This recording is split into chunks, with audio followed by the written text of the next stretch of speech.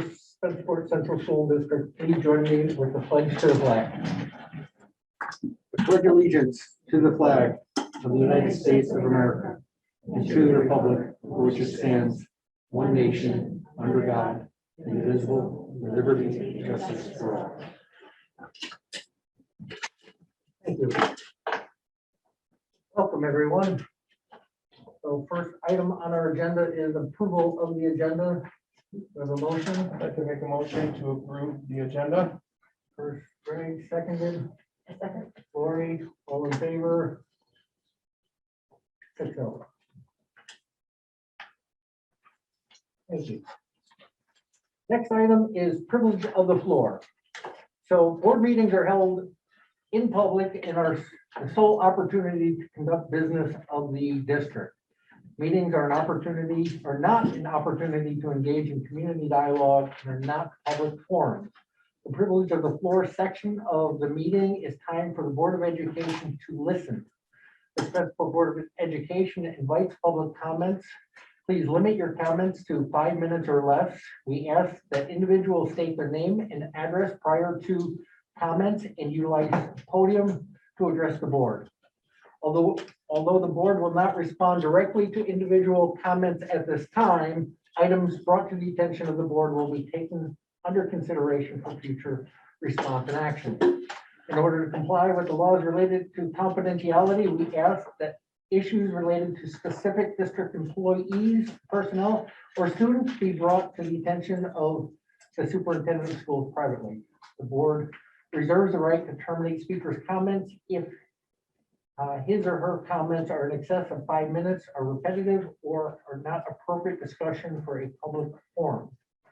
So our first privilege of the floor is Roxanne Liberto? Liberty, I'm sorry.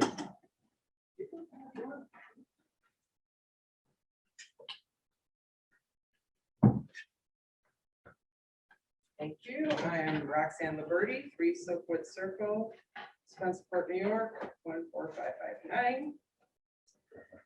First, I would like to start off with a story that happened when last school year.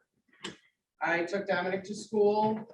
I walked him in, a staff member walked by with a mask on, and he said, and he's, he doesn't have a lot of words because he has autism, so he's a little delayed, but he looked at her and he said, "Can I see your face?"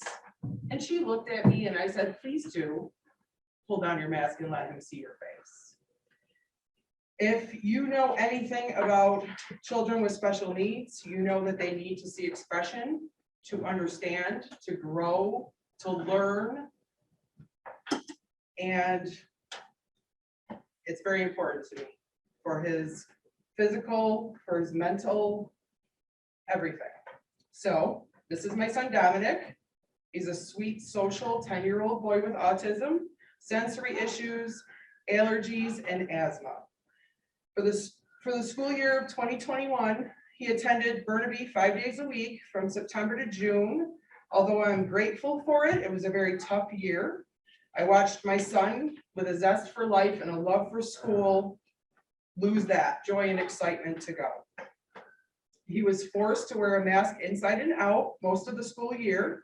He experienced migraines and headaches. I was getting called weekly by the nurse, weekly. And she would say, "Well, he has a headache." And I said, "Well, he's wearing a mask. He can't breathe as it is through his nose from his allergies." So he would come home from school, his mask would be soaked in saliva. And I said, how could this be good for him? How could this be safe for him to be breathing in all this moisture into his little lungs? So it started to feel like child abuse to me. And I made that very clear to the principal of the school. But yet, I complied because I thought it should soon be over. Then summer school started and the mask mandate stayed in play. And I found out the day that I drove him the first day of school to drop off his medications, and I was very upset. So I was very adamant with his doctor's office that he was to get a mask exemption, and he got one. And I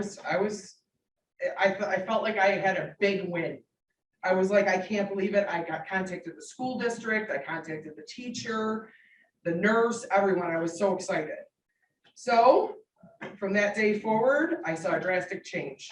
He began to be excited about school again. The calls for the headaches stopped. Didn't get any. This year, he started school, haven't had one. So now I know it is my job to not only fight the right for him, but for all kids, special needs or not.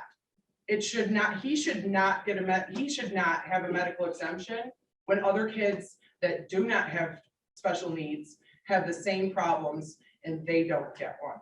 So although my son is special, he's special to me, all kids are special. So as you already know, many of the experts have testified that the masks don't work. The box clearly states that it does not protect you from viruses, yet we continue to mandate masks for our children. This is clearly not about safety. I feel like it's about government control and federal funding. Some of us are very aware of the COVID aid that the school district is getting in the tune of $8,922,175, which is $2,435 per student, with 3,663 students in the district. So where's that money going? Why does my son have a price tag on his head? Is it to keep the masks on? Is it to keep them compliant? I don't know, but I would like that question answered. And then today, the governor announced, I wasn't even gonna bring this up because I wasn't part of my speech, but today the governor announced pop-up vaccination sites for schools, 120 in New York. And I would like to know, are the parents going to be notified? Are they going to know when and where? Are they going to be on school grounds? I don't understand. Do you need consent from a parent? These vaccines are still under emergency use authorization. They're causing myocarditis in adolescent boys. Will you require the vaccine? I mean, there's so many questions. I don't know where to start. But I really want to know if it's going to be on school property. My time's up? Is that what it is? Yes. Can I just Yeah. finish real quick? Okay. So I just want to know what happens when they start offering funding to vaccinate our children. Are they going to offer bonuses for higher percentages? Are they going to offer incentives? Because as it is now, I'm hearing that they're offering incentives at the high school for kids that don't complain about wearing a mask. And that's it. Thank you very much. Thank you.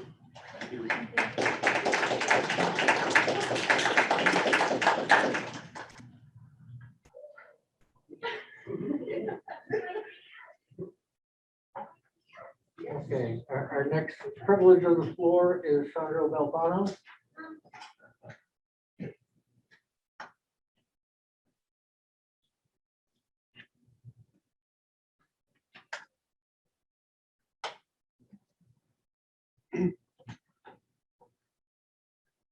Senator Obama, 16 Carolina Drive, Spencerport, 1455. At our last meeting, directly after privilege of the floor, first agenda item, I believe, I was somewhat disturbed at the way that procedurally that entire thing went down.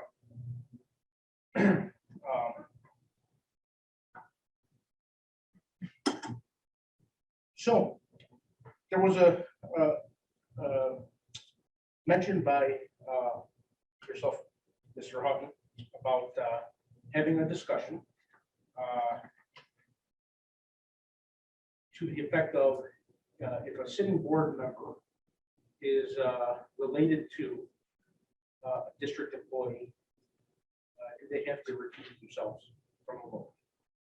And wasn't really much of a discussion. It was more of a statement that you evaluated it and determined that no, they do not. Now, according to New York State, being the spouse of a district employee does not disqualify you from holding a board seat. However, the rules of ethics still apply. And when a motion comes up that directs, that requires the board to make a decision directly about a particular board's family member, spouse, significant other, whatever the case may be, it's standard practice in just about every board everywhere around the world that that spouse needs to recuse themselves from that particular vote. This is the definition of nepotism, when you use your powers to hire somebody that is related to you in some way. It is not just the appearance of impropriety, but it is the definition of impropriety. Now, you could have easily sidestepped the entire ethical pothole because you only had 4 board members seated at the time by taking that particular agenda item and moving it to today's meeting where you had 7, and you could have still had that member recuse themselves, and I'm sure the vote would have passed 6-0 and everything would have been hunky dory. But you didn't. Instead, you decided to let a board member vote to create a new position and hire a spouse of that board member right here in an open meeting. I gotta say, I was shocked at what I was hearing. I'm disappointed by the decision. You know, yourself as the board president, we had Gary here last week. He's supposed to be the Monroe County School Board Association president. You should have known better than to put yourself in that position, that ethical quandary. You could have just put the decision off by 2 weeks. So because of that, I'm going to ask a couple tough questions and I hope I get some answers because I think the taxpayer deserves it. I'd like to know if in the future, nepotism will be considered grounds for recusal for a particular vote. Now, I understand that you still need to vote on union contracts that may affect someone's spouse, but that's not particular to that person's spouse. That is a union contract that's going to affect hundreds of people in the district, and there's precedent for allowing that type of vote to go through. But this is specific to a employee. There's nobody that was being affected other than a single employee, and a vote was being cast that would directly affect the household of the vote caster. Now, I have no reason to doubt the qualifications of the person that got hired. In fact, I think, without mentioning her name, that an exceptional employee will probably be exceptional at the job. My problem is with the way that you guys handled that vote. It's wrong, and I want to make sure that there's no precedent set for future votes of that type. Upon further reflection, would you consider that kind of vote improper?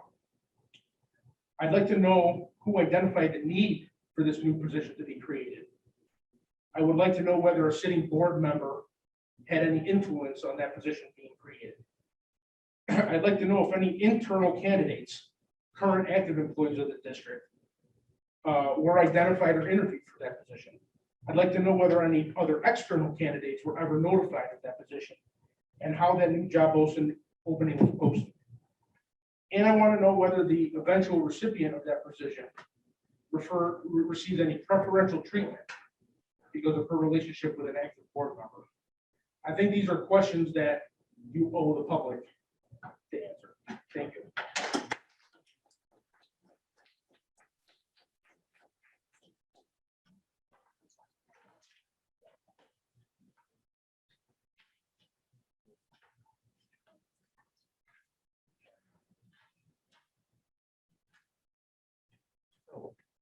Next item on the agenda. Thank you everyone for coming up. We do appreciate the public input. Consent agenda, and a motion to approve the consent agenda. I had an outstanding question that I don't think I ever had a chance to have answered from Amy. That I think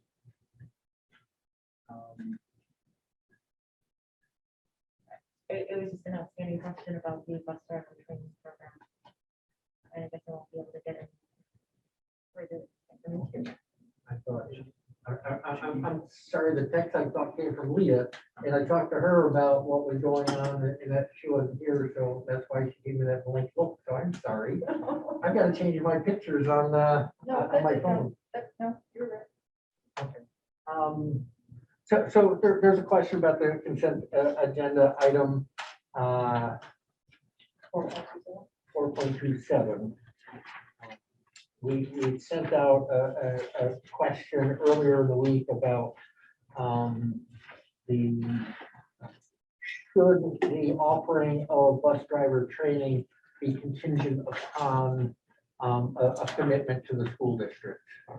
And I don't know, I think she may have sent something out earlier today, so what can you address? Yes, so I do believe that Jamie sent an email, but if you didn't receive it, we've had multiple conversations about that. We are not recommending that at that time for a number of reasons. One, we've really looked at the data of our bus drivers. Many of them are Spencerport community members. Okay.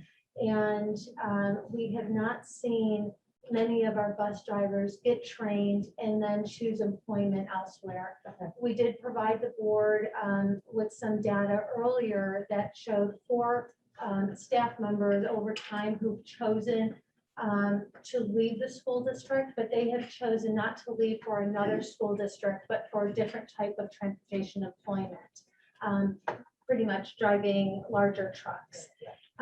We also feel that with the supply and demand around transportation, that paying for the training is a way to entice drivers and hopefully more drivers who are community members to Spencerport. So at this time, we're recommending that the district pay for the training without any type of caveat of sustained employment in the district. Okay.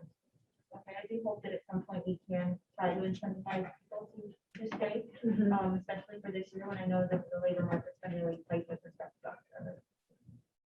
Thank you. Sure. Do you have enough information? Yes, I do. Thank you. So, we have a motion to approve the consent agenda. Eight. Second. Eight. No, it's jumping up for all in favor? So.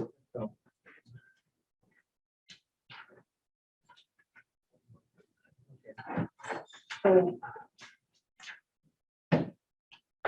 as a result of our consent agenda of last week that Mr. Valpano was talking about, the next day we set out to confirm that what we did, what were within the rules and regulations, and what we had dug up was that the vote to hire a spouse of a sitting board member mandates a 2/3 vote. So what Superintendent Swan has provided as a resolution, the resolution says resolved that the Board of Education ratifies the September 7th vote of the Board of Education to appoint Christine Kincaid to K-5 instructional coach mentor and hereby authorize and approve such an appointment. So what that does is it reinforces what the vote of just 4 approved at our last meeting, now makes it a 2/3 vote if we have at least 5 members today voting in agreement of this. Do you have any questions on that? Okay, so all in favor of the resolution? A motion? Kate, second. And what are we coming again? I saw here. What are we doing? We're ratifying the resolution that I just read. Got it. Okay, so first, Kate, second. Can I ask a point of clarification? Sure. Are we calling for a voice vote? Um, A roll call vote? We can do, yes, roll call vote. Good, thank you. So second. Lee? Okay, so roll call vote. I'll start with myself. I vote yes. Mr. Kincaid, I'm abstaining due to the fact that my spouse is in the resolution. Leah, I vote yes. Lori, I vote yes. Yes. David? Yes. That is 5 votes yes, 1 abstention. Thank you all. So apologize for not having that clarified as the last meeting, as Christine was a former employee and board policy does not mandate a 2/3 vote. It was a New York State Ed Law 3016 that mandates a 2/3 vote. Okay, Board of Education reports. The only thing that I have is, I want to point out in our consent agenda was a donation. And it was a donation from the Spencerport Fire Department Ladies Auxiliary. And it was total value this year of $3,133 that went towards school supplies, scholarships, and their hat and mitten drive. So what I want to do is point out, and very impressive over the last, I don't know how many years, that the donations that have come from the Ladies Auxiliary total over $20,000 to the students of our district. And that is all directly to the students of our district. So I just want to give a great thank you to Julie Reed, the president of the Spencerport Fire Department Ladies Auxiliary. And that's all I have for the president's report. Okay. I don't have any reports from any other activities. The only thing that I'd like to say is really looking forward, and I'm glad to see that Spirit Week at the high school is back this year, and looking forward to all the homecoming activities toward the end of the week and this weekend. So great to see some of those activities back as part of our school experience here in Spencerport. Report. I attended the Legislative Affairs Committee of the Monroe County School Board Association. It was just our kickoff meeting for the year, in which we attempted to identify where there might be areas of legislation that school boards would be aligned on and might want to press for more different, better legislation impacting schools. But nothing really concrete came out of the meeting. It was more of a brainstorming session. So I attended the safety, I attended the safety meeting today, and I have 9 things for all of you. I'll do them real quick. Bus, transportation facilities are experiencing a labor shortage. They're doing the best they can. The building safety plan, called the Fuller, I think is the official term, is being done. That's not a public document, and it'll soon be on Superintendent Swan's desk and over to New York State Department of Ed. I hired a bunch of new radios, came in, I won't give the number, but they did lead testing at Terry Taylor, up to 550 spots district-wide, and at Terry Taylor had the highest of 30, and they mitigated those with remodeling or demolition, taking them out and are being replaced. Halloween's around the corner, and the district has Halloween protocol, like lights on, shades up in the buildings, and increased monitoring on campus. Homecoming is coming, and facilities and security will be monitoring that for crowd control and to pick up to 10 pounds of nails after the bonfire. That was a surprise, not pounds, but from all the pallets. Let me see, security short staff 2. They're kind of waiting for unemployment to kind of end, so people need money again. And let me see here. Couple challenges at the high school from Mr. Olson. He shared some of those. And lastly, somebody, I can't think, suggested having our safety plan have an evaluation like we did with our technology plan that came in, like an evaluation to see what's good or bad. And maybe do that with our safety plan.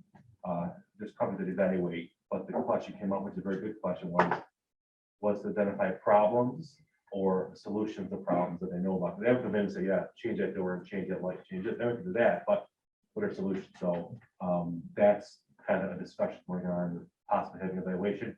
The good news is that if it's done right, according to Mr. Salzberg, quote unquote, it could be aidable by BOCES. That's all right. Thank you.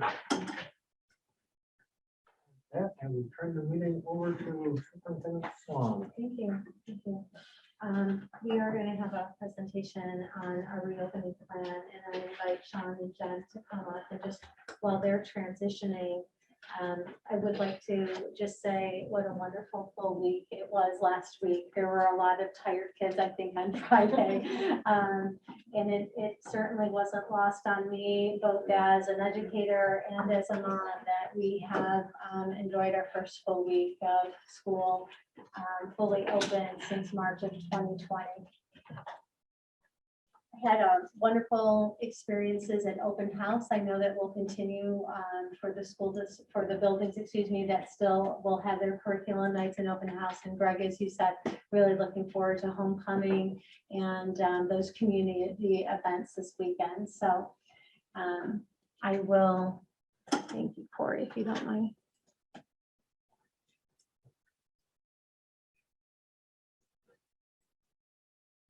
So we wanted to provide the board and the community really an update on our health and safety as we talk about our mitigation strategies. So really, with the first full week of school, we have the opportunity to really see how our plan for reopening actually looked like, and where are we doing well, and where are there opportunities for growth. So Sean is going to share some specific information about the senior high within the presentation, and Jen is also going to talk about some athletics, because we really were looking large scale. But just to remind you, we are currently still in a state, the whole state designated as a high area of transmission. And every week we look to our data dashboard, and we have about a 4.5% transmission rate in the county of Monroe. So for Spencerport, and this information will be presented every week, it'll be updated on our website. So last week, we ended at the high school with 1 student and 1 staff member, as well as including all of the elementary buildings, 7 students identified and 1 staff member.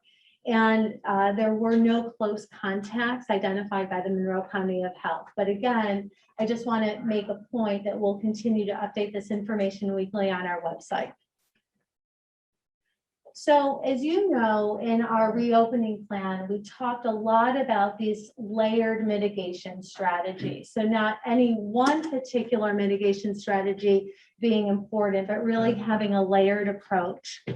And so for tonight's presentation, we're going to focus on some of the above mitigation strategies, such as vaccination information, masking, physical distance, and contact tracing.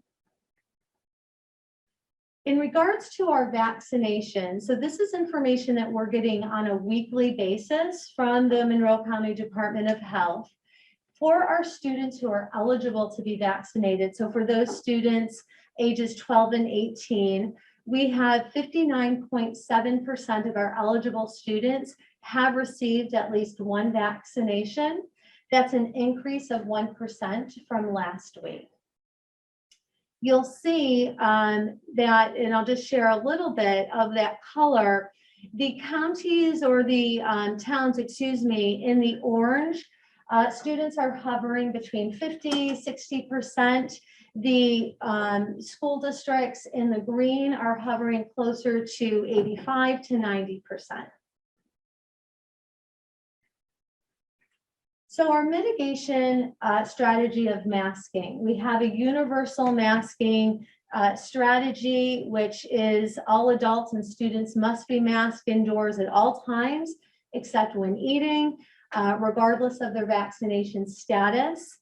Masking outdoors is optional at this time, and safe mask breaks will be offered. And of course, masks must be worn on the bus. So a little bit about mask breaks. We will provide mask breaks at the discretion of the teacher or the staff member.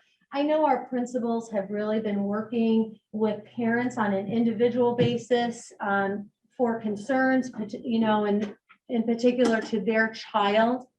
But basically, when we're providing a mask break, we're really saying that students should maintain a distance of 6 feet, that they should be in their seat, ideally facing the same way, limiting mask breaks to 1 or 2 minutes, and that they really shouldn't be talking. So again, we're trying to give a break, but we're being really conscientious of the amount of exhaling and inhaling that students are doing at that time. So when are appropriate times for a break? A formalized break? Well, anytime, obviously, when the student is eating or drinking. And this issue actually came up in my meeting today with Dr. Mendoza. We had a parent question in another school district that said, what if my child is at lunch, takes a bite, puts their mask back up, puts it down, takes a bite, quickly puts it back up? They were wondering, for contact tracing purposes, does that count for the 15 minutes? And again, Dr. Mendoza said, allow your child to eat without a mask, and it wouldn't count for the 15 minutes that they were going up and down with their mask. Again, common sense we try to use. When would it be appropriate? At a break time, at the start or the end of a lesson, obviously when students are outside in recess, or when students are telling us that they need a break. We're really working individually with kids to identify and help to advocate for themselves as well when they need a mask break. So these are some pictures of our students and what it looked like on the first and second day of school. And you can see these are not curated. I really want to give what the first or second day looked like. And some we've got masked with where we want it, above the nose and below the chin. And some you can see are, children when they're naturally working. Sometimes the mask does slip down underneath the nose, and we are in the process of reminding students and working with students to lift their mask. Wanted to give you an actual representation, Mr. McKay provided this, of what it looks like in a busy hallway in the high school.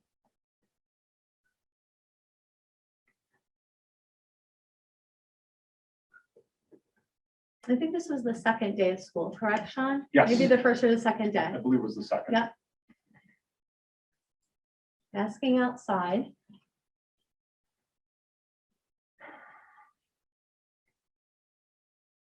So physical distancing. Our mitigation strategy around physical distancing is in the classrooms to be distanced 3 feet to the greatest extent possible. In areas where students are unmasked, 6 feet to the greatest extent possible.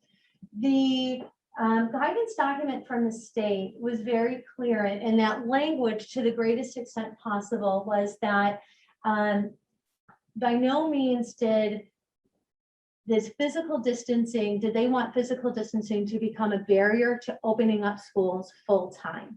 And so that's why you see that language, 3 feet when possible, 6 feet when possible, when unmasked. So you'll notice in our pictures, there will be times where we want kids to be working together, and at times they may be close and not 3 feet, but this is not the entire lesson. These are moments and times, centers, and where they may come together.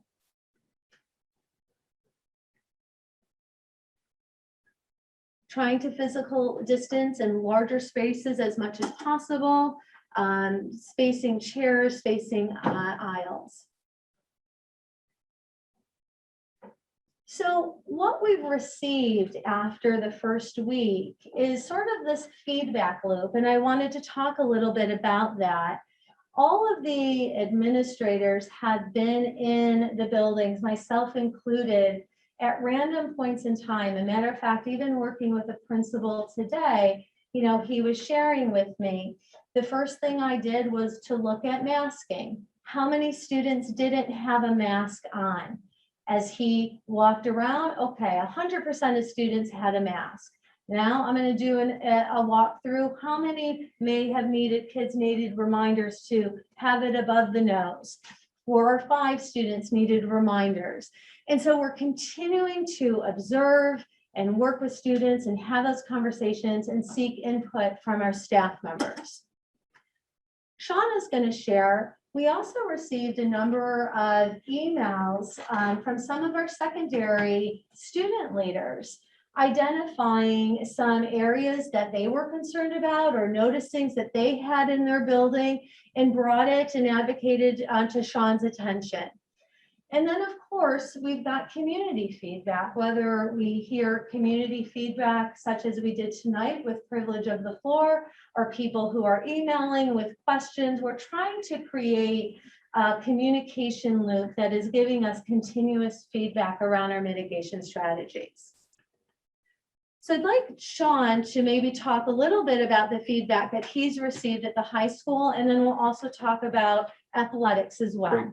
Thank you, Chris. Sean, before you start, thank you. We have 5 or 7 elementary students with COVID, Mhm. and we had 0 close contact.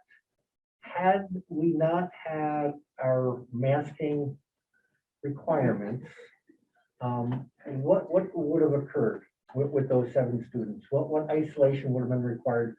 What would we have had to do as a district? Right. So when a student, if the student wasn't masked and they were either identified as a close contact, we would be contacted by Monroe County Department of Health, and that student would either have to quarantine or isolate. And the difference is if they had to quarantine, they'd have to test to make sure that they weren't a positive and weren't going to become ill. So they quarantine for a certain amount of time.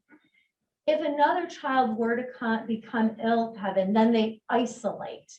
And the amount of time for isolation depends on the illness, and the families are working with the Department of Health to identify the amount of time that they would have to be out of school. But either way, our students would miss school. So what about the close contact with other students that they would have been in close contact had masks not been worn? Right, so again, they would have been identified as a close contact, where the mitigation of strategy of masking allows them not to be found as a close contact. I just want to, this is pertinent, so I wanted to share on my own behalf. Charlie had COVID last week. This is my 8-year-old. She was in the hospital for 2 days. She was in school, at the beginning of school. We pinpointed when she had gotten COVID. She was never masked within never unmasked within 6 feet of any other student when she was in school. She's fastidious. Those younger kids understand what they need to be doing to keep their friends safe. That's what she talks about, is keeping her friends safe. If she had been unsafely unmasked in her classroom, it would have been devastating to that classroom at least, because she was 10 days from symptom onset out of school. And I talked to Monroe County Department of Health every day for several days and had to mitigate my 12-year-old as well. And I give her some credit because her being so fastidious saved that class from being out of school. So the kids understand, they know what they need to do to keep their friends safe, and that class would have been in trouble if she had not been careful with her mask.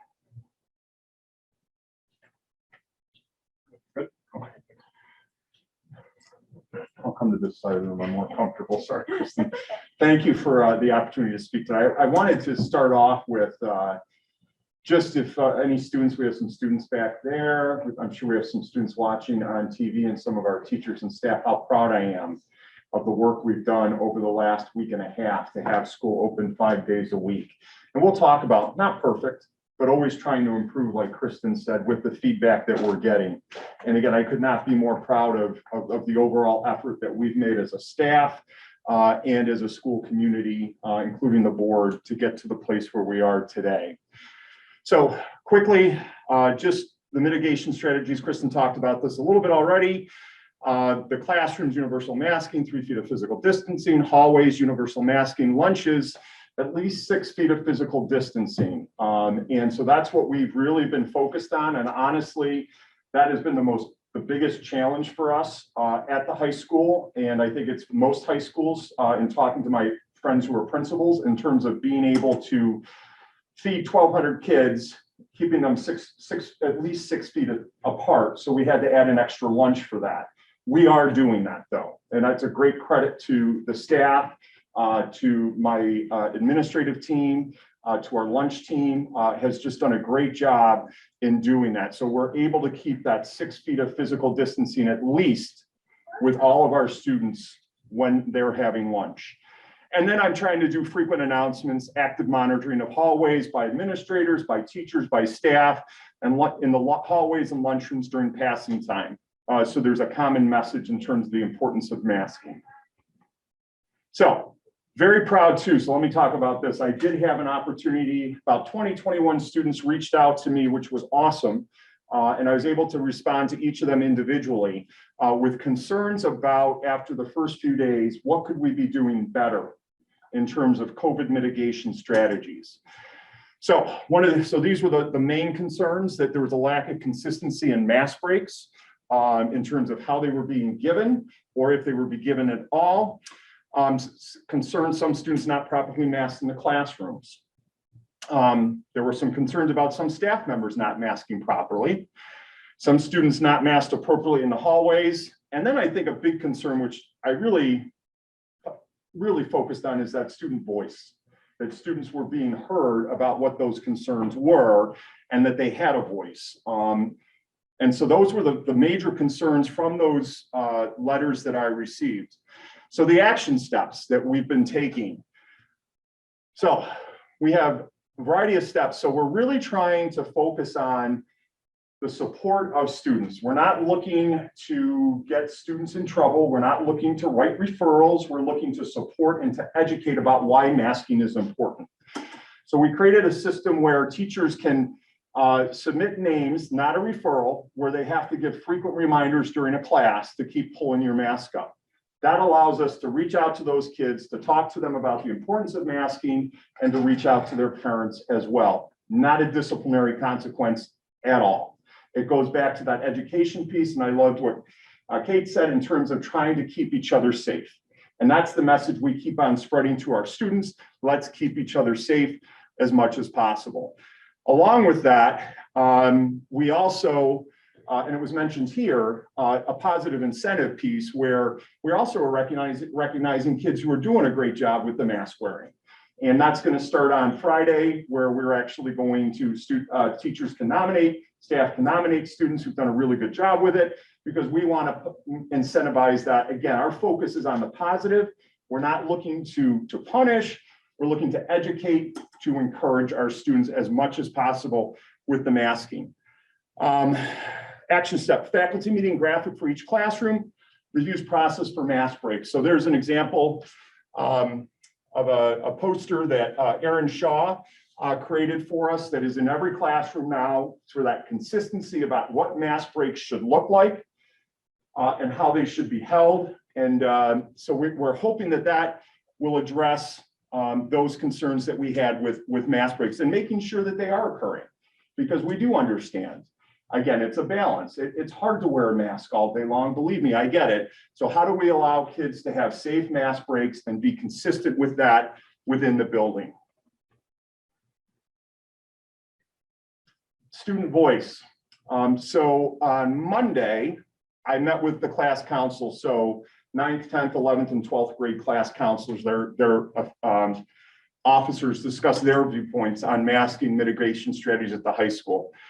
And really asked them for their suggestions on how do we address issues around COVID, and what can we do better as a school, as adults, to try to make sure that we're meeting the needs of all of our students and keeping people safe. And again, the biggest thing I heard from the students in this group was the need to really positively incentivize and educate students about why it's important that we are masked, and really keeping encouraging students. So I will also be meeting with my Principals Advisory Committee on Friday to get their feedback. And I'm creating a new COVID discussion group for feedback, where I'm going to pull in students where the focus is just on what their experiences are in the classroom, in the hallway, both pro and con, and it's a whole bunch of different viewpoints. I'm not looking for one viewpoint. I'm looking for multiple viewpoints. So kids have a voice. And from that, making some decisions that help to improve, you know, how we're working with COVID at the high school. Kind of another piece that we're always doing is reviewing with staff the importance of serving as role models with masking, making sure that we're always modeling that for our staff or for our students. And we've been visiting a lot of classrooms as an administrative team, really to focus on the positives of, yay, we're back in school, and it's great to have everybody back in, but also just keeping an eye on our kids properly masked. If they're not, how do we communicate that with teachers to make sure that they are asking kids to be properly masked? And then the final action step is to continue active monitoring of hallways, classroom for proper mask wearing, and address each instance when it's not occurring. Again, it's an interesting dynamic when you're working in a building of 290,000 square feet. You have 1,400 students and teachers, so you're a small village. Everybody has their own viewpoints and their own beliefs, and it's how do you get everybody to work together towards that common goal? And again, so our focus is really on the education piece, on the positivity of encouraging kids to do the right thing. The last thing we're trying to do is to get kids in trouble for not wearing their masks. But if it does get to that point, we have had to have some disciplinary consequences for students who are making that active decision after coaching them over and over and over again, but that's very rare. So I'm going to finish there because I don't want to touch athletics because I won't know what I'm talking about. But I don't know, are there questions now for me or at the end? You kind of, well, can I ask? You kind of touched on this a little bit, John, and I don't know if you can elaborate any further, but just talking about keeping your sense of community and the respect of the dialogue between the kids, especially high schoolers, because they're having, you know, they're kind of stretching their muscles a little bit about their own belief systems and dealing with, you know, what their parents believe at home, what they believe, you know, how that's happening. So not so much administrator or teacher relations with a student, but the kids interacting together. Mhm. Have you seen that working fairly positively up until this point? Again, I always am careful because it's the principal's perspective, Right, yeah. but from my perspective, yes, I have. I think homecoming is coming at a perfect time for us. Kids are really excited about it. I know though, again, that there is frustration on both sides, you know, that I wish kids took it more seriously. You know, Mr. McCabe says, pull up your mask. They pull up their mask and I walk by and it goes below their nose. Kids get frustrated by that and they should be frustrated. On the other hand, you've got kids who are frustrated, leave me alone, Mr. McCabe, stop bothering me. But it's the educational piece is what we're focused on in terms of we're a community, we got to get through this together and we are going to get through it together. And we're in a better place. It's been a year and a half. So sorry to start. This is what the kids hear me preaching all the time. But it's been a year and a half and we're on a journey and we're going to make it together. And so that's what we just keep reinforcing with students. The vast majority of our students are very compliant and want to do the right things. And it just takes a reminder. And again, that's why I wanted to start off with, not perfect, but very, very proud of our teachers and our students, because overall, I think we're doing a great job and we're going to get better. So, okay. So, Mr. McCabe, so at the meeting today with Mr. Olson, what you said about 98% of the kids are doing a stand-up job. You said 2% that was referring to, unfortunately. So yeah, and again, and even that 2% I always focus on with our staff are great kids, awesome kids. And again, it's that piece where we're just trying to say, we really need your help with this. And you'll be outside soon. And I even joke with them, I'll burn my mask with you when I can burn a mask, you know, when we're done with this. But right now we have to do it. And that, so again, we have a great school with great kids.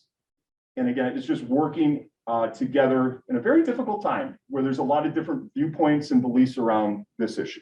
You know, So, Sean, I really appreciate your very realistic conversation with us and with the community members that are here, because as we know, it's a challenge for all schools. It's not just here in Spencerport, it's everywhere. And to hear you be very realistic and upfront and say it isn't perfect right now, but we're working towards that, that's fantastic. With that, I'm really glad that you're putting energy into forming that new COVID discussion group. I think that is a powerful way for kids to come together and give you very good information that will help support all students. Yeah. You know, so with the end in mind, we can all hopefully be going down the same path. Yeah. And for you to put that time and energy into that and forming a COVID discussion group, I think is outstanding. And I really hope you get some great information from those discussions so we can continue to move forward. yeah, no, thank, and again, it's the beauty of high school kids Yeah. is they're becoming young adults, and many of them will share their opinions and their beliefs, which we love.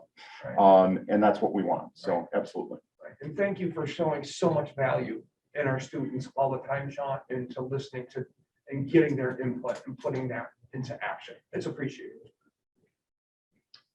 I have one thing to say.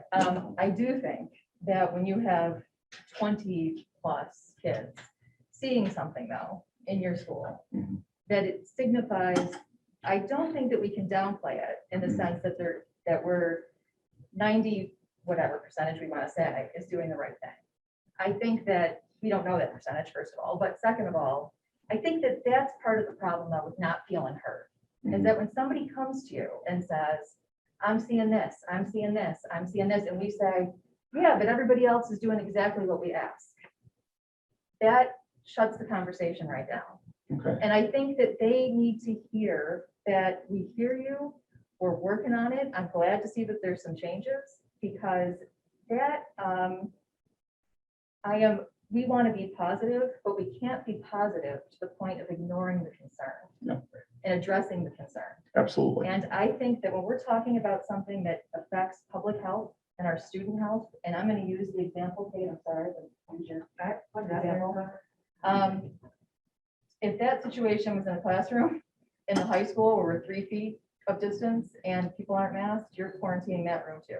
Oh, And so, absolutely. you know, we're looking at that as that's a significant concern when we talk about learning loss of kids. So as much as we want kids encouraged, and I think we're 18 months in Yeah. now, and masks are not new. And I think that as much as we want to do lots of encouragement, people do need to hear that this is what's expected. Yeah. To keep our students safe. And that's the expectation. Yeah. I do think when I read the messages, I know that they were forwarded to us too, is that there was a lot of feeling of, are we going to be heard? Mhm. It is not an easy position for kids to be in, to ask adults to do better. Mhm. We're asking you to do more for us. So I want to make sure that's not lost in the sense of what we're doing. There are some problems, but we're doing great. As long as we recognize that we do have some significant things to work on, especially I think the younger kids seem to be kind of going right with the flow, which is not atypical for the age, but I don't want their message to get lost in a presentation of, but we're doing great, because a week ago, 20-something kids said, you don't think we're doing so hot. Mhm. So let's just not lose that. I'm just concerned about that being lost. And I apologize, Leah, if that's the message that I gave, because that's certainly not my intent at all. When I say that, you know, again, my message to our students is working together, let's be positive. But again, there is a line that's crossed. And there have been kids, unfortunately, that we've had to have disciplinary consequences with. And so that's clear that we will take that step if it's necessary. But my model in terms of working with kids and working with adults and working with my team is I'm going to listen, I'm going to be positive, and we're going to work together to find a solution. So again, I take that very seriously, the feedback. I was hoping that those action steps showed you that I was taking that seriously. Appreciate that. But again, I apologize if that did not come off that way. I also think, Leah, to your point, and I completely understand what you're saying, and it is important for our students, either way that they're thinking, to feel heard, feel like if there's something that they think isn't right, one way or the other, that their feelings about the school that they're in are being not just validated, but, you know, addressed in a way that they think is correct, is absolutely valid. But I think that it's important that we still remember to not make a mistake, that this is a struggle between adults that are trying to do what's best for kids. So I love hearing from the kids, but it's all that information is coming from somewhere, and we have to find a way to mitigate that among the adults that are trying to do what's right for the children of the school district. So we're hearing disciplinary actions because of, you know, non-compliance or whatever. We have the, you know, kids coming forward thinking they need to stand up for themselves and do what's right to keep themselves safe. But they're also very, very attuned to the fact that the adults around them are not always in agreement, and making sure, I think that kind of conflict is very apparent to them. And I don't know another way. We've been doing this for 18 months, like Sean said. I don't know how we can try to come together, because there's just going to continue to be division, but it's obviously taking its toll on the kids, because they feel the need to be non-compliant or to come out and stand up for themselves. And that is absolutely a product of adults who cannot see eye to eye on some of this stuff. If I may just add one more thing, Sean, when Sean and I met and talked, part of our strategy and thinking about what does our system have in place that allows for student voice. But the other part of our conversation that we had was also, we know that over time, the presentation is going to shift. So today, for example, it may look like a struggle with mask wearing or concerns about physical distancing, but in other school districts, they've had more violent acts. We're coming back after a long period of time of significant trauma, and how that's going to present is still going to play out and unfold itself to us. So when Sean and I were talking, we really talked about how will we stay on top of that student voice to really understand where some of this difficulty and the need is as well. We don't have all of the answers today, because quite honestly, we don't know how it's going to play out in weeks and months to come, but I suspect that it will play out some way, and we're going to have to continue to get feedback and adapt. And how I started was, you create a plan, but you have to keep testing it, both with children and staff and community members, to how does the plan on paper really playing out and being helpful in real life. And that will be our ongoing work. And Absolutely. I know that was a large part of our conversation. Absolutely. I'll turn it over to the fun part now. Athletics. Thank you, Mr. McCabe. You're welcome.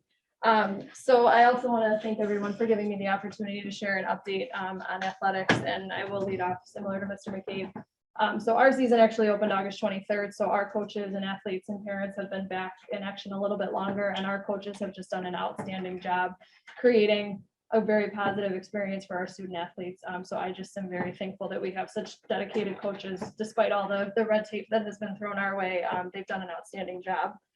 I do think it's important to provide a little bit of context with what was going on last year, because there's a very stark difference between the reality that we were living last year and where we're at this year.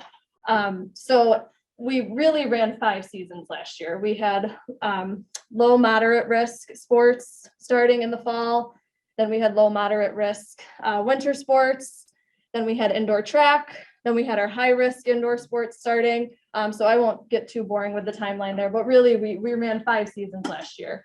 So our response to that was a pretty comprehensive return to athletics plan that included individualized plans for every single sport.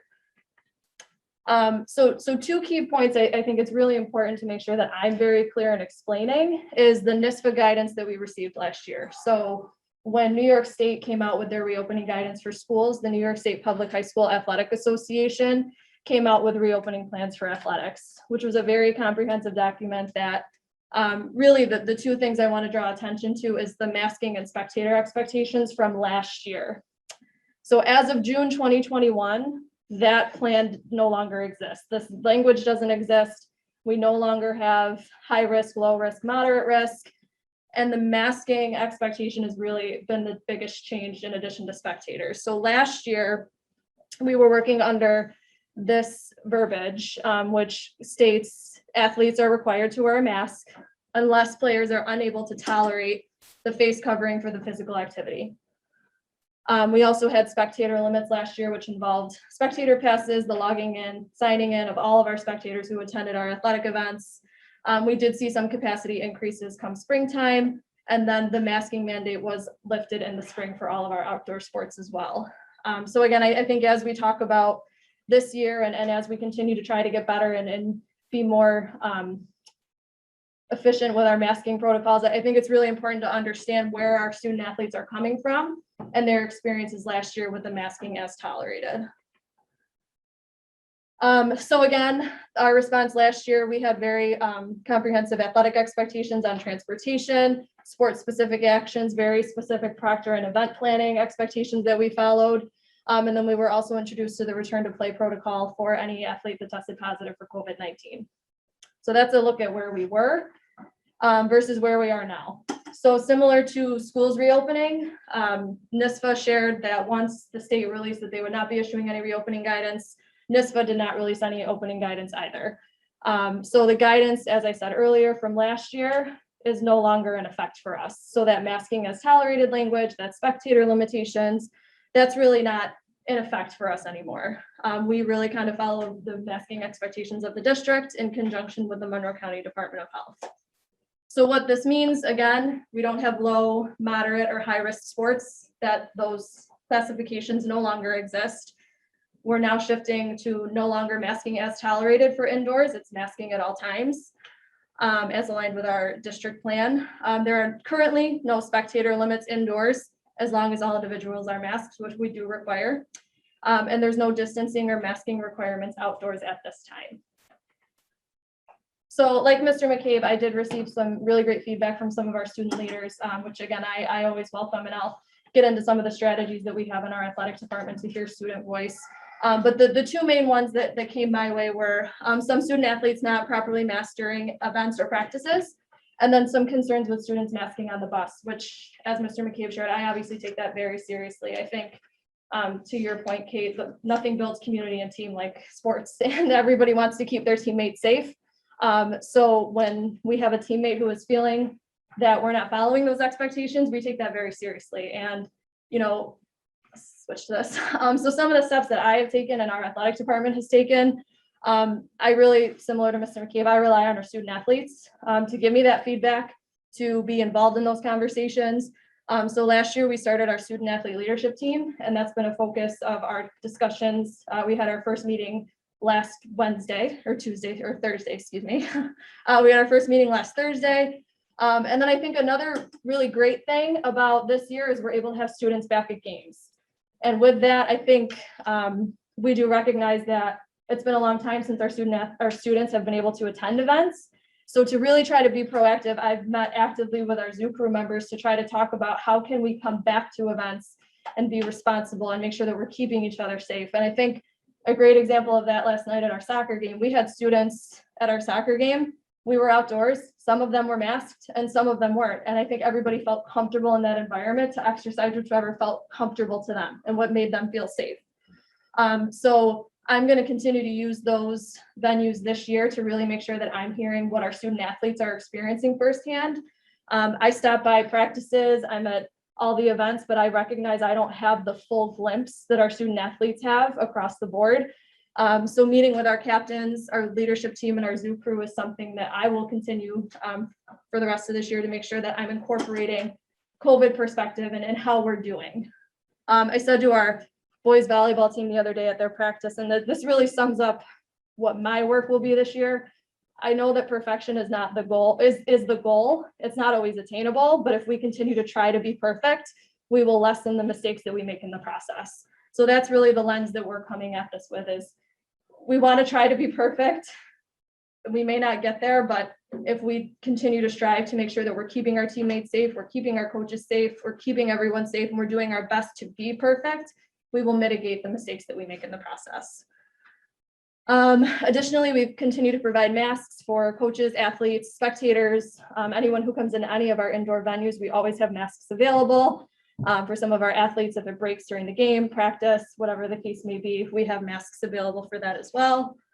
We've limited our locker room use to really just absolute necessity for any teams who need to change, store their football pads. Swimming obviously would need access, but we really have our coaches monitoring that with limited access to make sure that we're keeping those distancing and masking expectations in small groups in place.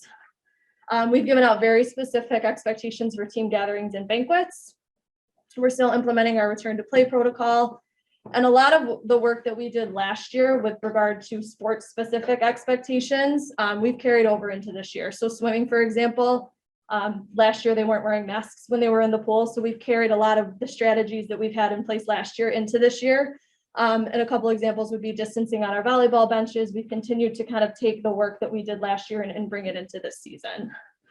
And then Jen, what are the expectations for team gatherings and banquets?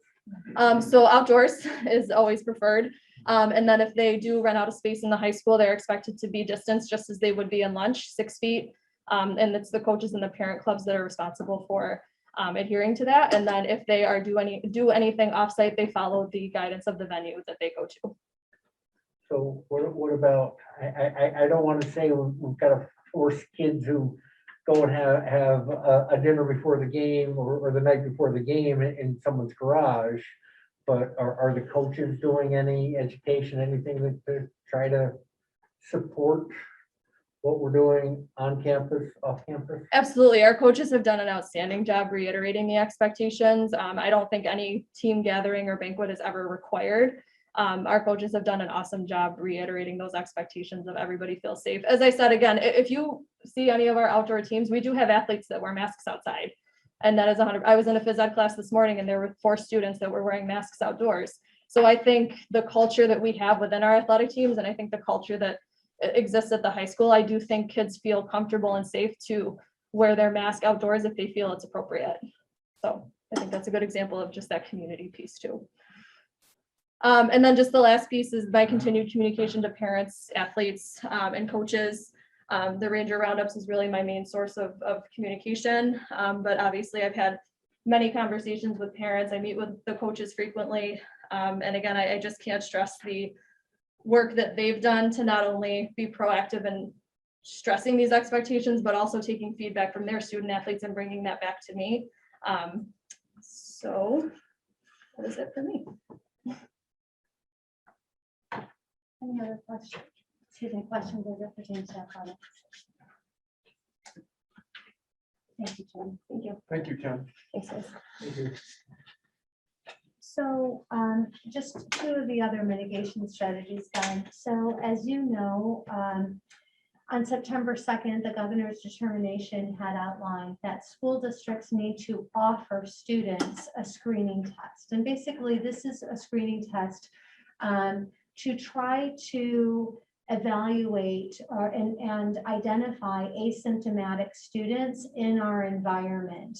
And so we are working right now in order to screen a student, offer them a screening, we must have parent consent.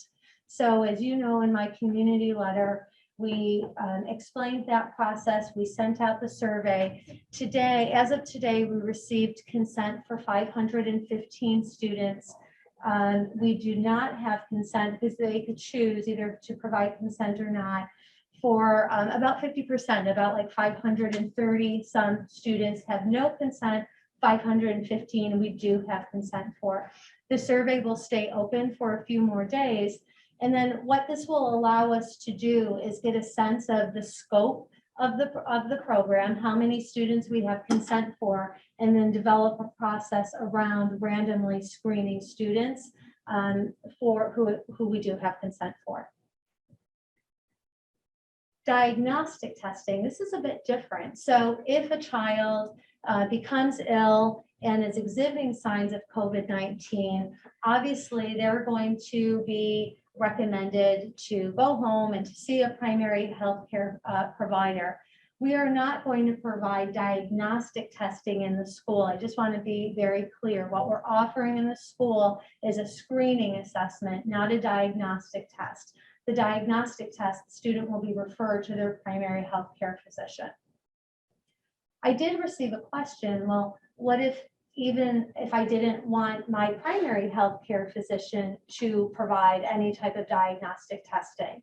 Then the student would have to remain out for 10 days and would have to obviously be, upon coming back to school, fever-free, symptom-free within those 10 days. This helps us with knowing who is ill, who requires contact tracing, isolation, quarantine that we talked about earlier. I do want to talk a little bit about this because I've received some questions, which then tells me to make sure that in future community letters that I cover this a little bit more, just if a child becomes ill, how they can come back to school and the process that they need to take. So right now, if a student is ill and they're excluded from school, again, what they need to do is contact their primary care physician, and that primary care physician is going to give them either an alternative diagnosis and a PCR test that comes back negative that then they will submit to us, and that allows them to come back to school. But this is an area that I think needs a little bit more conversation with the community so there's clarity as to what to do. I will tell you as well, even in a conversation today, we've talked to Dr. Mendoza about how to best work with doctors, the rapid antigen test and coming back and the alternative diagnosis. So as we get more information from the county, I'll also communicate that to provide greater clarity to the community. So I did share with you this feedback loop earlier, and I just want to revisit it again. So these are some of the steps that we will continue to take. So creating opportunities, feedback loops for students, for staff, for community. One of the ideas that we had earlier in the summer was to create a community survey. That's being worked on right now. That'll be sent out in the beginning of October to get feedback from the community on our mitigation strategies, how they feel about them, how easy or difficult they are to follow, just to give us more feedback on what we can do better. We'll continue to gather student input and continue to work in doing observations and walkthroughs and just evaluating our environment as well. Additional questions that you might have? I have a question for Mr. McCabe and Ms. Lucido, if you don't mind. It's not about this, but somewhat. It's a homecoming question, just kind of lighten up a little bit. So powder puff, bonfire, right? Bonfire is high school 9/12. Yes. Okay. Parade, football game, dance. Dance is 9/12 or just high school? No, it's 9/12. Okay. got it. Yep. And the nice thing too, I want to emphasize is it's all outdoors. Yeah. it's Okay, okay. so nothing's inside, well, except the bathrooms. So while you're here, Sean, Yes, sir. I tried to find out what the TikTok challenge was. Can you share what it was and what the issues were that were occurring around the restrooms of high school? Well, yeah. And again, I think it's important to note that it was going around the country and the county. And so in talking to my principal's friends, what I responded to one parent is any vandalism is too much. 100%, but relatively speaking, compared to some places, our damage was not as great. But the challenge, which I just don't understand, was to essentially try to rip off soap dispensers, rip off urinals, damage your school bathroom as much as you can, and then to post it. So, yes, I don't know how. So we might have evidence. Yeah, Yeah. Yeah, and so believe me, we've been working for the instances that we did have some issues that trying to identify who was responsible for that to the best of our ability.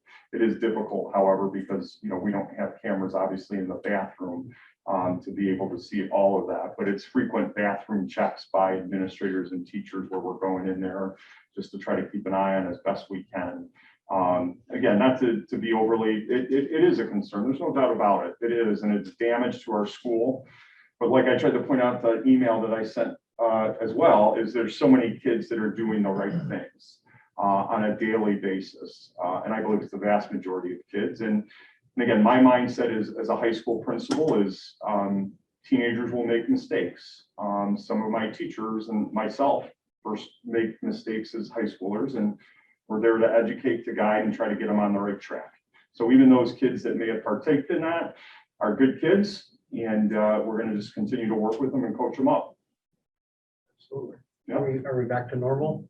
Yeah, pretty much. Yeah, pretty much. I have all the bathrooms are open, and we're monitoring them as best we can and trying to make sure that there is no damage. And again, I would say, you know, in my response to that one email, having done this for 16 years between AP and principal, there's been very few periods of time in those 16 years that we've had any significant damage. Sometimes it happens over a 2-week period and then nothing over the next 4 or 5 years, honestly.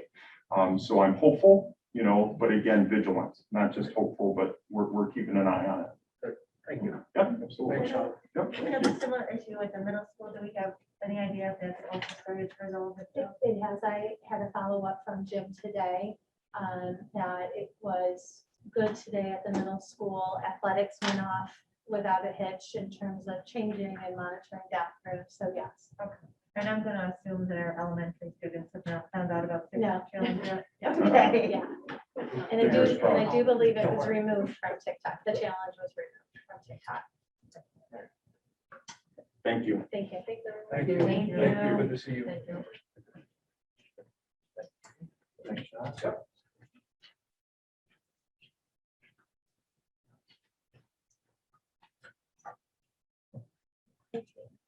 So we're moving on then to 6.2 with our 5,000 series policies. Yay.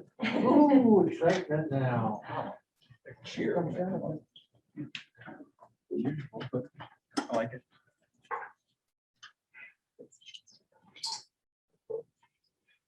So per typical with these, relatively simple PowerPoint, just a list of the policies that were reviewed for today's meeting.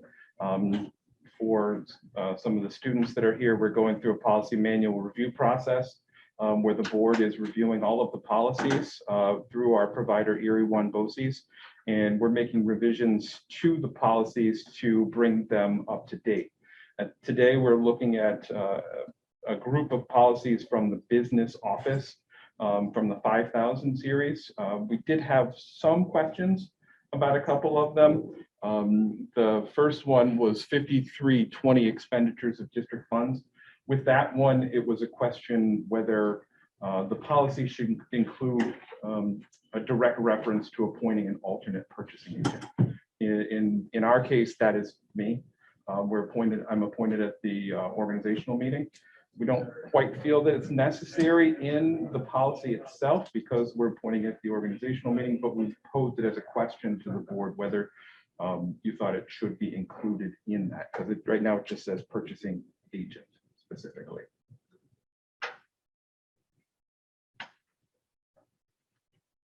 Lori, do you remember?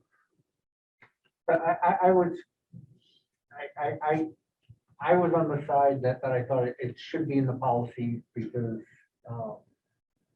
unless there's somewhere in the policy or list of policies that says we can do an alternate, having it at our organizational meeting really doesn't tie it back into any policy. Not entirely. Is there any disadvantage if we did put it in there? In my discussion, Greg, I don't think so. I think it's from a business standpoint, you should have an alternate in place in case Rick is out of the district or on vacation, as has happened. I know. Where'd it go? It's only happened once since I've been here. But yes, I mean, I can include that, a relatively easy switch. We'll just add in or alternate or similar line and put that in the policy. We did have a couple questions about district cell phone use. We do have 3 options that we would include in our policy that would be brought forward. There are 3 different options, the A, B, and the C, and we do have some employees, especially in the maintenance unit, who do exercise option A, which is to have a phone assigned to them, but they don't take it home. They only use it while they're on shift or in the building. A number of cleaners and a couple of maintenance employees who essentially come in, check the phone out, and then finish their shift and then check the phone back in. What happens for our night cleaners in charge is then they take over that phone in the evening, and then they are accessible by a phone call when they may be out and about throughout the building in case there's a problem. I'll comment that when I was reading the policy, I was somehow under the impression that we were trying to choose one of those options to apply universally to all of our Okay. employees. So some of my comments didn't make sense on that policy, that's why. Understand. Thank you. The purchasing policy, there were significant questions that came in on that one. I'm not sure what everyone's perspective is. I think from your comments that came in, Lori, that we almost want to hold off a little bit and maybe have a conversation, in my mind, have a conversation with Erie One, because if they're pulling some of that information out of those other policies, are they putting it elsewhere in regulation or other policies? Because I could see some of that going into regulation, Right. and I just didn't have a chance today to check in with Erie One. I totally understand. That would be my preference, would be to sort of discover why is so much of that language getting pulled out of that policy? Because if it's covered in regulations, then that makes sense. That's why it's pulled out of the policy.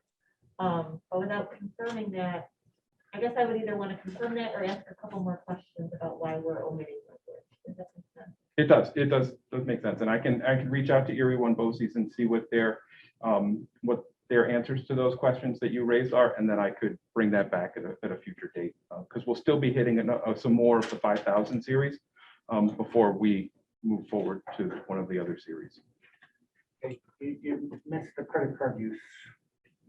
Credit card use. So the questions that came up were, the ones that we raised was whether the board should set the limits for the credit cards, which I believe Rick and I recommended that the board should set the limits for the credit cards. Right now, the only individuals essentially are cabinet who are assigned credit cards, and Marcy as the district clerk. The guys have lower limits than the ladies. I think that's the way it is. There was no particular reason, but that was one reason why we thought it would be to make it uniform and then have it approved by the board, probably at the organizational meeting. There is language with respect to one of the questions that if they make improper charges, they can be disciplined for it. That is in the policy. I think the only other questions were about where they are kept. And And cards that people typically carry with them, or if they're not using them, they're kept outside at school. I believe they carry with them in case there's an emergency, Okay. for conferences, things like that, but not always. Yeah, I mean, I carry mine. I don't know, carry yours, but I know. So my point would be that if somebody's choosing not to carry that card and they're leaving it somewhere on district property, that card should be locked up. Okay. So the question, I had a couple of statements. One is defining limits. Is it a per purchase, a per month,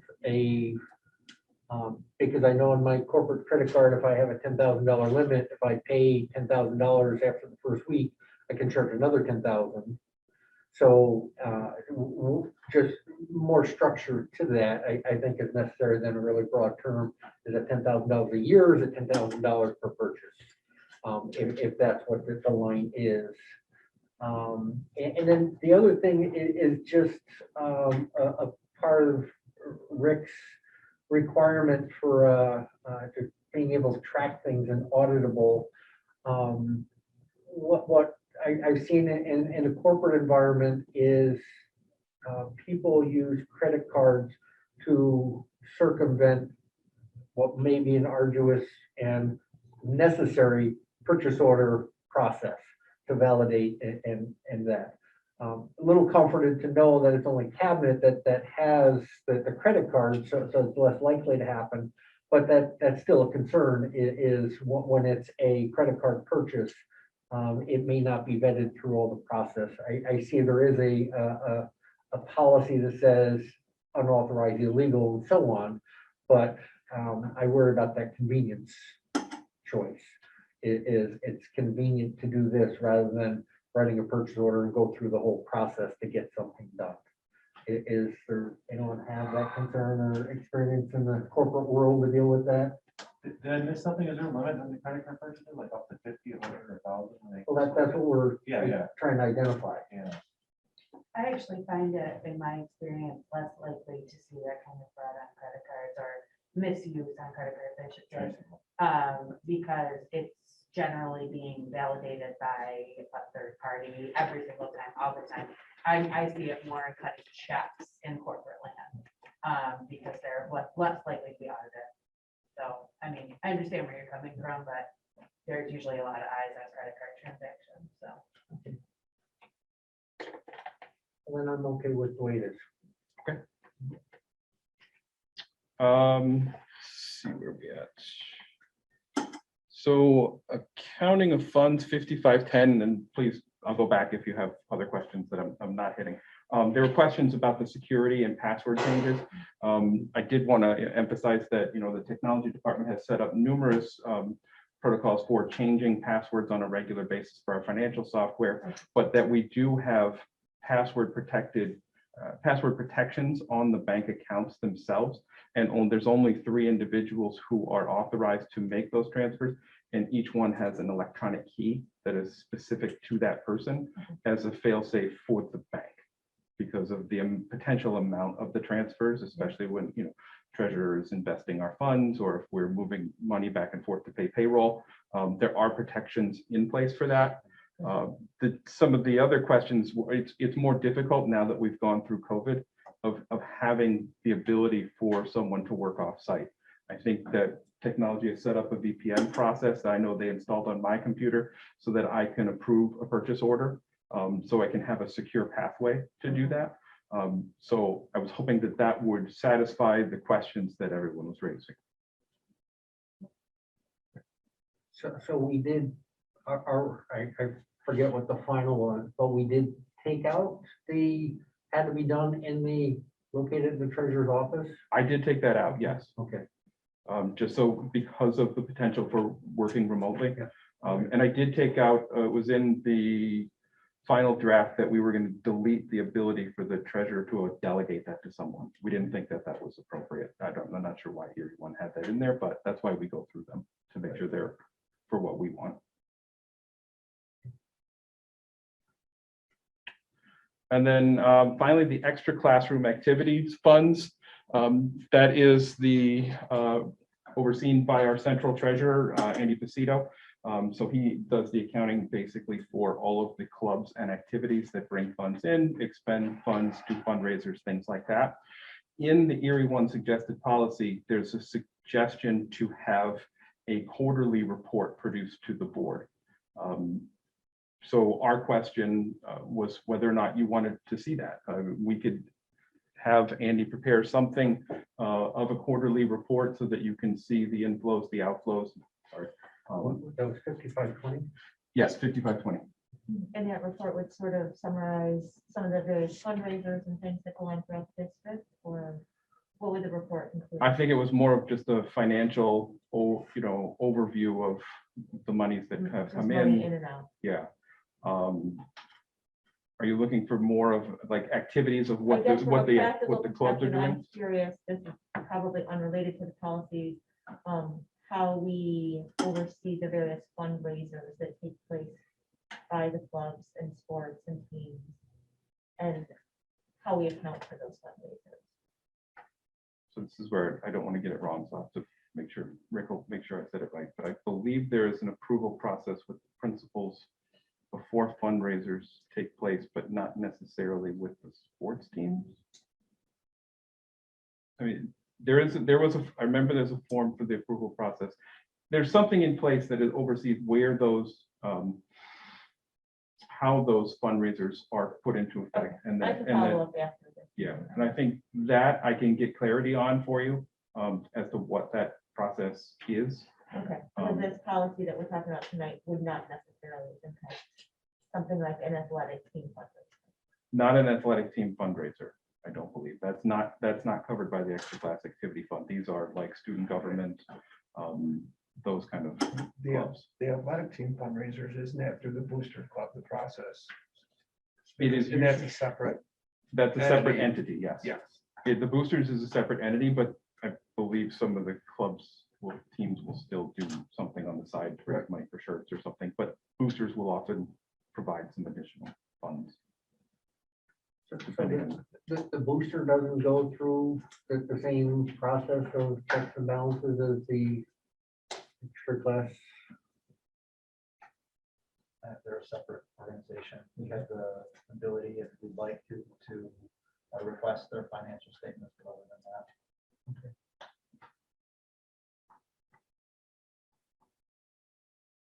So do we think we need to see that on a quarterly basis? How do we usually see it now? We see a report on an annual basis? Or- Right now, the district treasurer reconciles, and the central treasurer, which is the extra class treasurer, provides the information on a monthly basis to the district treasurer, who reconciles the accounts. And it is, This is one of the 3 audits that is required by our external auditor. Okay. So on an annual basis, We yes, would you'll see see that report. all that Yeah. potential findings that they see during their audit. We also share that with our audit committee as well. We do get a lot of feedback on the extra classroom activities through the audit. Yes, We do get a the lot. nature of it, it's usually a cash transaction, and it's supposed to be transactions that the kids are handling, so that there's more potential for mismanagement. But again, when we get the information to you, we follow the state pamphlet, and it's a very detailed process of going through the fundraiser process. Andy Pacito is phenomenal at working with the club advisors to make sure that they're following procedures.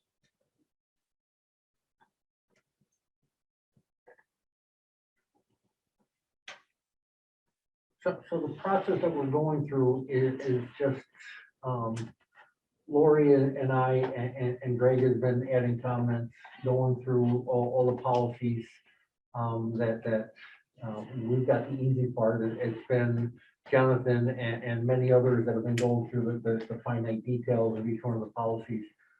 But our goal is just to review them as a group, and then hopefully at the end of the year have it to a point where we can say, hey, we've gone through everything, we've cross-checked everything as we go further, and we're ready to adopt all of these. So there's no action at this point. It's just a review, and so I appreciate it. It's a lot of time that we're spending and we're going to be spending.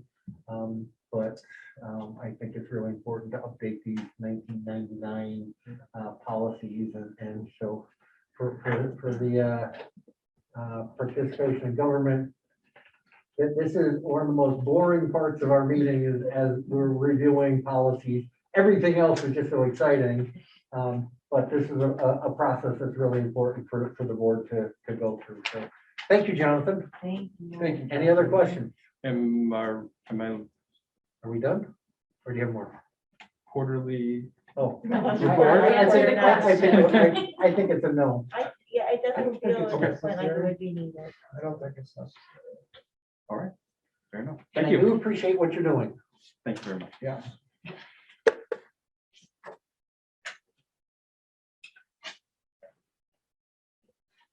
Anything else? Thank you, Spencer. Okay, so meeting evaluation. How do we do? thought the updates were very thorough. And keep moving forward with the policies. A lot of good work. Thanks to Kristen and Sean and Jen for giving us that update tonight. Appreciate that. And with it being very, very current. Appreciate it. With that, Lori? I would like to make a motion that we enter executive session for the purpose of discussing the employment history of particular persons and to discuss strategies relating to proposed dual and opioid litigation. Okay, second, Mr. Kincaid, all in favor? So. Okay, it is 8:57, leaving executive session. Do I have a motion? Yes, I'd like to make a motion that we approve the 60 days time for the individual discussed during executive session. Second. Second, Mr. Kincaid, all in favor? 6-0. Next item. I'd like to make a motion that we approve the addendum to the superintendent's employment contract as discussed during executive session. Second, Kate. All in favor? 6-0. You guys are getting all these notes? Okay. Motion, Oh, I'd like to make a motion to adjourn the meeting. Lori, second, Kate, all in favor? Aye. 6-0.